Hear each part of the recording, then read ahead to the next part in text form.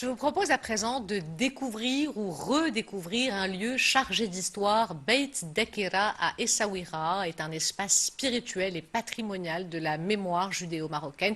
Une convention de partenariat y a d'ailleurs été signée ce week-end entre le ministère de l'Éducation nationale et l'association Essaouira Mogador afin que ce lieu constitue une nouvelle approche d'apprentissage et que soit transmise aux générations montantes l'histoire de leur pays. Ce sont des images de Younes Bah commentées par Salim Abdel.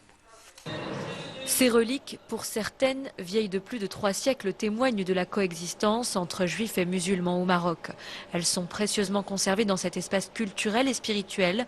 Beit Dakira a pour vocation de transmettre cette belle histoire. Une exception marocaine que le ministère de l'Éducation souhaite aujourd'hui plus que jamais transmettre aux générations futures. C'est d'ailleurs tout l'objet de la convention signée ce week-end.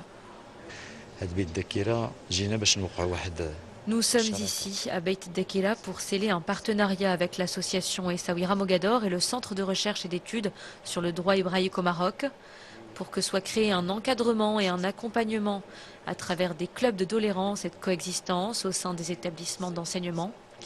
Il s'agit aussi de permettre aux élèves de visiter ce lieu afin qu'ils puissent se remémorer l'histoire.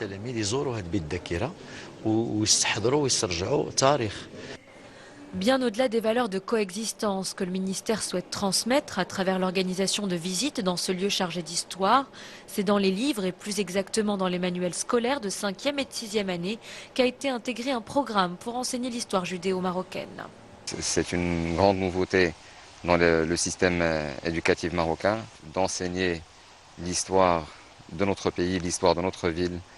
Et c'est une fierté que ce soit Beit Dakira qui a été mis en avant dans ces manuels scolaires.